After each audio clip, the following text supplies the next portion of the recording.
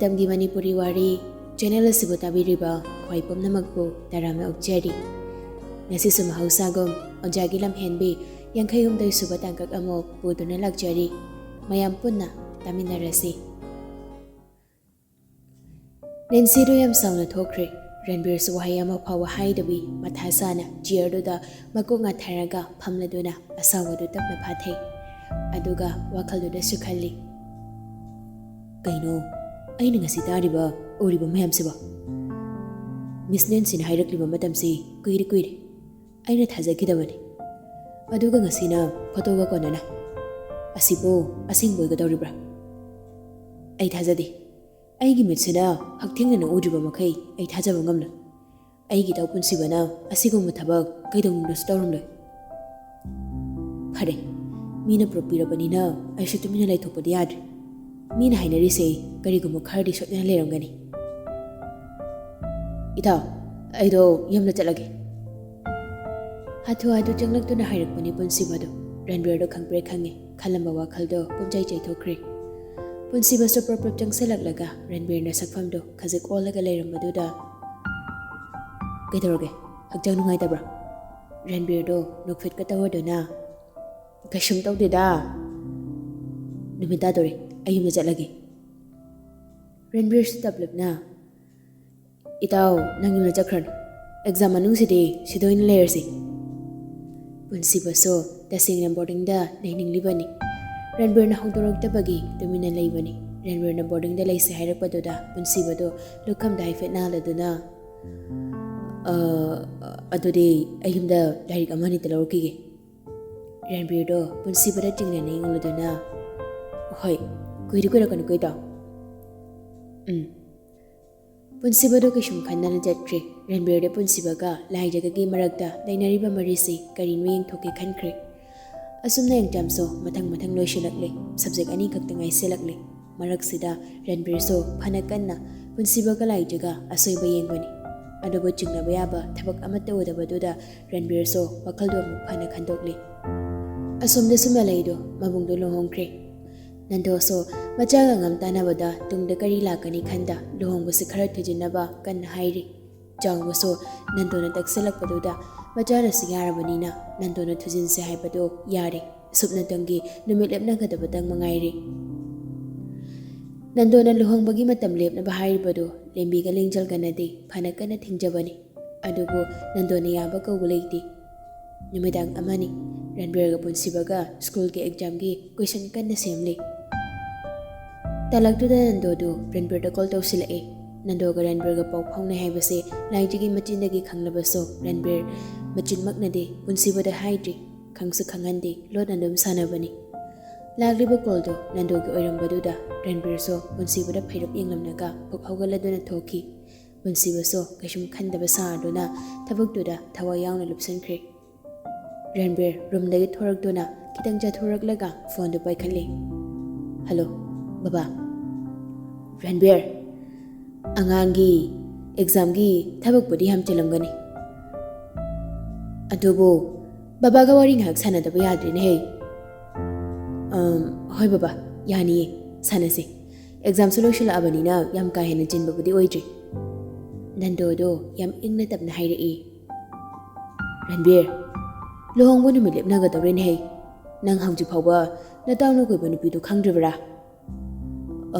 Khangdre baba hamra sukham nakte akoina leminari se nupi ga nong tawari sanadida aduna takpadi ma nupi koidaba sengpo oire ko koidaba mali baba phare todi noi mayamna nangi marupu thimu leisimbada so haikige hayengba lohongbagi matam lepna rurage ko Baba punsiba ma Nando do Ranbir gi wado khangthat thatladuna Mana yadaba yaroine Ma masana haikibagi matung ina aisu imanabudugi machanapido haijaruribani Magi daita noina pugodawribani ko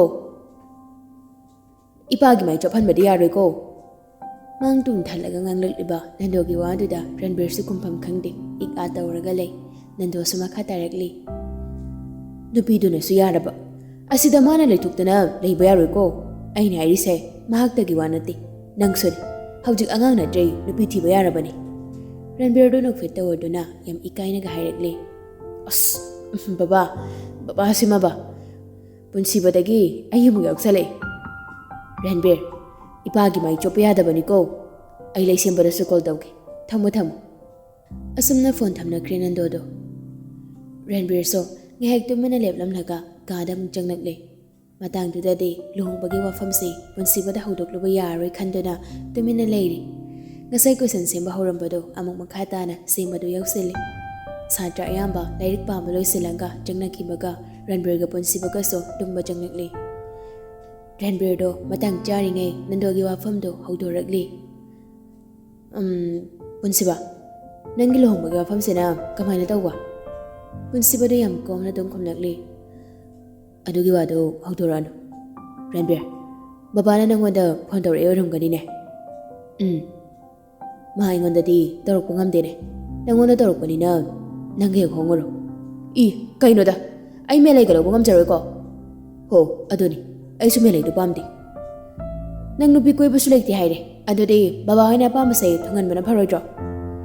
Ita ai isa phawo chumna le pangamdri. Hawjung nupi thiraga kaino tawdusiba. As adugi bo nang wabiu haidi. Baba paisa pai dudi. Siwari se to Ranbir. Ai yumpan ga daba matam yang wali. Baba na de hai nungai ki de Ranbir. Ai na tori to otana makhatara nu ko ai ngak de pothagi. Ranbir do makhata bangamdri domina laikri. Asumna exam solution kri. Exam loirabani na lai ju suyum da halakli. Numidangi jag ising chanaraba mato lai jado mapadagi phone lawaduna punsibada call tawrakli. Punsiba so sanahagi call lakpadu da paikhali. Hello, damja. Lai jage khonjalu tabada punsibado mamin kadu khanglaw thorakladuna. Ahaw, kaino babagi number se nangna pairabra. Paideda. Aina koi babadagi lawani.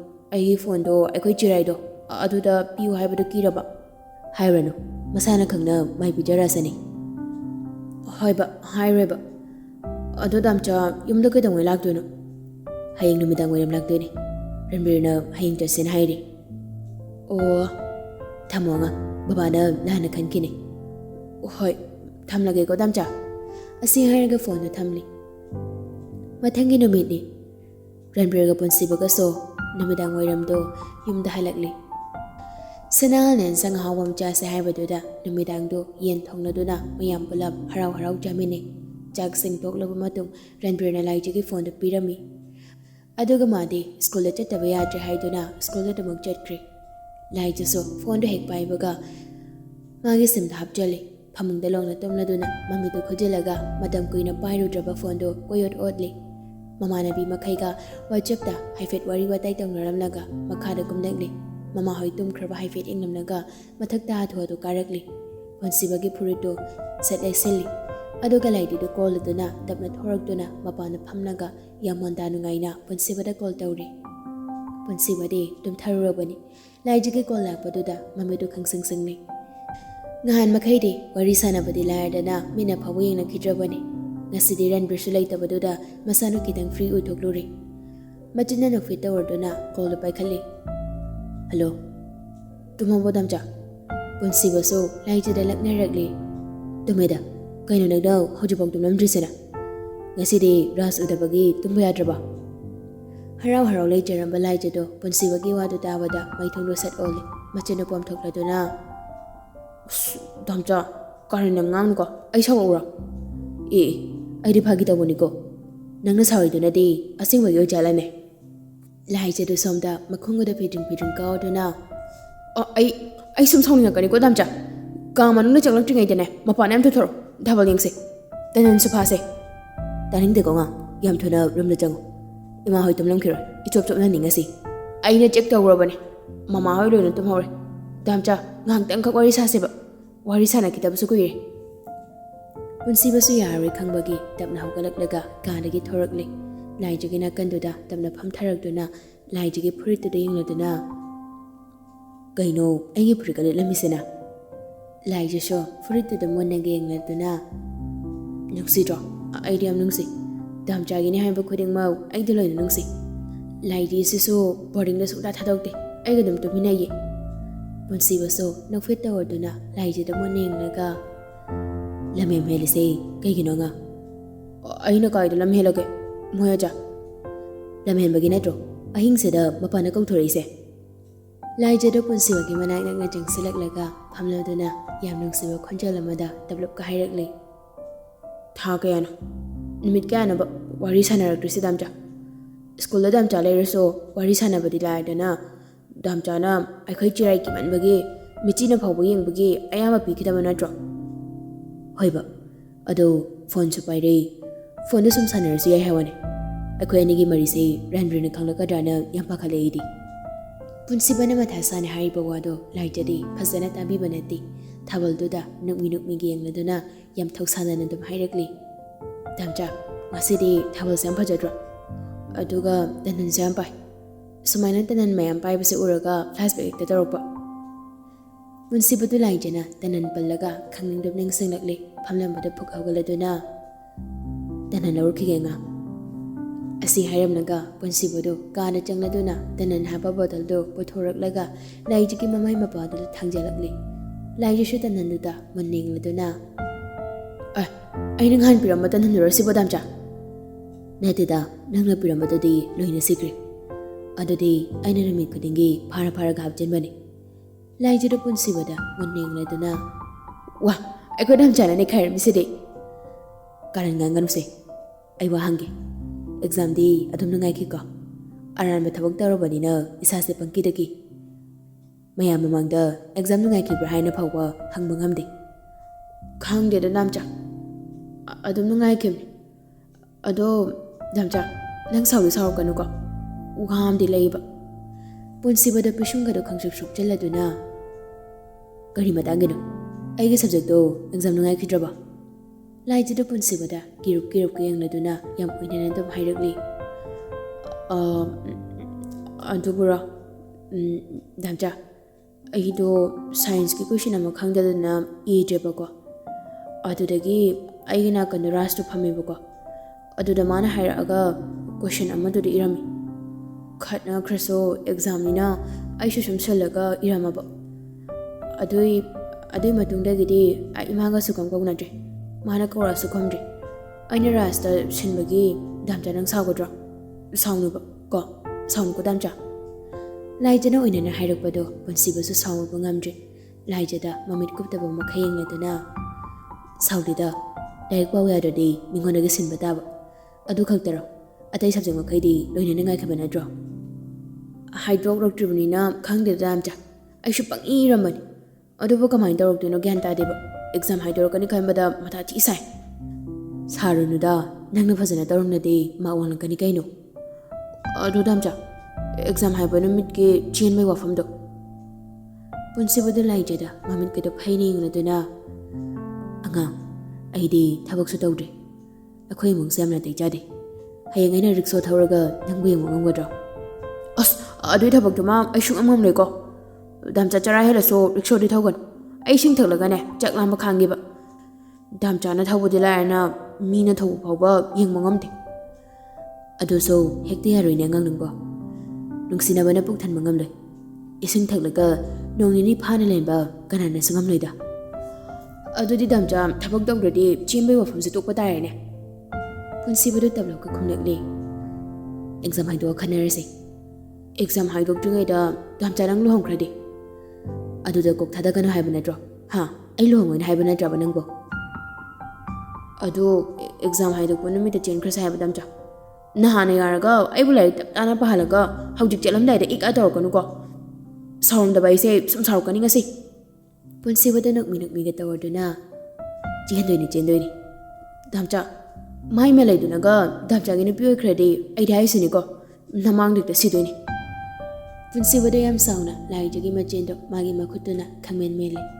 ꯂꯥꯏꯖꯁꯨ ꯃꯃꯤꯠꯇꯨ ꯂꯥꯎꯊꯣꯔꯛꯂꯒ ꯃꯀꯣꯛꯇꯨ ꯂꯥꯏꯖꯒꯤ ꯃꯃꯥꯏ ꯅꯛꯅ ꯆꯪꯁꯤꯜꯂꯛꯂꯒ ꯃꯀꯣꯛꯇꯨ fat fat ꯍꯥꯏꯔꯗꯨꯅ ꯑꯗꯨꯃꯥꯏꯅ ꯍꯥꯏꯒꯅꯨ ꯍꯥꯏꯕ. ꯕꯦꯃꯥ! ꯇꯨꯡꯗꯒꯤ ꯀꯧꯔꯛꯂꯤꯕ ꯈꯣꯟꯖꯦꯜꯗꯨ ꯇꯥꯕꯗ ꯂꯥꯏꯖꯗꯨ ꯈꯪꯄ꯭ꯔꯦꯛ ꯈꯪꯉꯤ. ꯄꯨꯟꯁꯤꯕꯁꯨ ꯂꯥꯏꯖꯒꯤ ꯃꯆꯤꯟꯅ ꯃꯦꯜꯂꯝꯕ ꯃꯈꯨꯠꯇꯨ ꯈꯪꯊꯥ ꯊꯥꯗꯔꯒ ꯃꯃꯥꯏꯗꯨꯗ ꯂꯩꯊꯣꯔꯛꯄ ꯉꯝꯗ ꯈꯪꯍꯟ ꯍꯟꯗꯣꯛꯂꯤ. ꯂꯥꯏꯖꯁꯨ ꯌꯥꯝ ꯀꯤꯅ ꯃꯃꯥꯏꯗꯨ ꯂꯩꯊꯣꯔꯛꯂꯤ.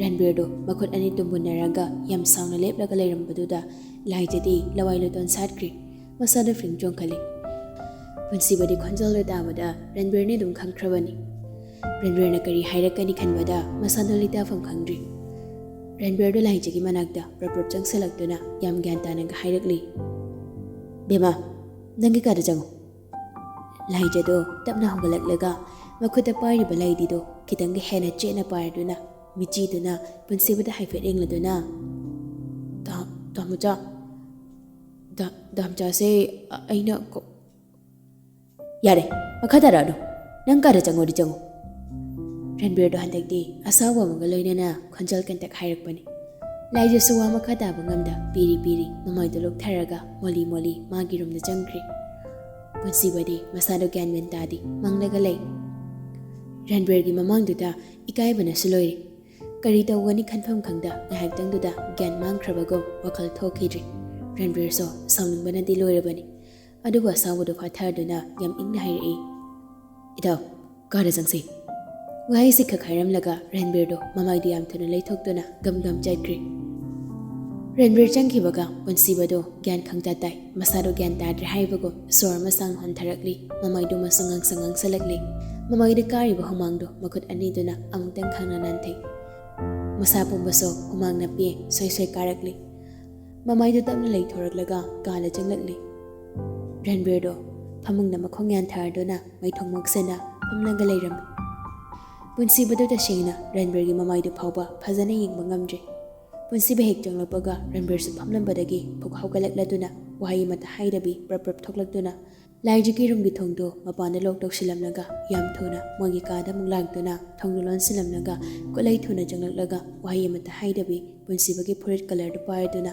ꯁꯣꯐꯥꯗꯨꯗ ꯅꯝꯁꯤꯜꯂꯒ ꯄꯨꯟꯁꯤꯕꯒꯤ ꯃꯃꯥꯏꯗꯨꯗ ꯀꯤꯟꯅ ꯊꯤꯟꯖꯤꯜꯂꯛꯂꯤ꯫ ꯄꯨꯟꯁꯤꯕꯁꯨ ꯔꯟꯕꯤꯔꯅ ꯐꯨꯔꯤꯕꯗꯨ ꯋꯥꯍꯩ ꯑꯃ ꯐꯥꯎꯕ ꯍꯥꯏꯗꯦ, ꯃꯈꯨꯠꯇꯨꯅ ꯈꯤꯇ ꯐꯥꯎꯕ ꯉꯥꯛꯊꯣꯛꯄꯁꯨ ꯇꯧꯗꯦ꯫ ꯃꯔꯥꯜꯒꯤ ꯐꯪꯐꯝ ꯊꯣꯛꯄꯗꯅꯤꯅꯤ ꯈꯟꯕꯅ ꯇꯨꯃꯤꯟꯅ ꯂꯩ꯫ ꯔꯟꯕꯤꯔꯁꯨ ꯑꯁꯥꯎꯕꯅ ꯍꯦꯟꯃꯟꯈꯤꯗꯅ ꯀꯤꯟꯗꯨ 3-4ꯔꯛ ꯊꯤꯜꯂꯛꯂꯒ ꯐꯨꯔꯤꯠ ꯀꯂꯔꯗꯨ ꯈꯪꯊꯥ ꯊꯥꯗꯣꯛꯂꯤ꯫ ꯁꯣꯔ ꯃꯄꯤꯗꯣ ꯐꯨꯏ ꯍꯣꯜꯂꯗꯨꯅ ꯁꯣꯐꯥꯗꯨꯗ ꯈꯪꯐꯝ ꯐꯝꯊꯔꯒ ꯈꯣꯟꯖꯦꯜꯗꯨ ꯅꯤꯛꯂꯤ ꯍꯥꯏꯔꯛꯂꯤ, ꯑꯩꯒꯤ ꯃꯤꯠꯁꯤꯗ ꯉꯁꯤ ꯎꯔꯤꯁꯦ ꯀꯔꯤꯅꯣ?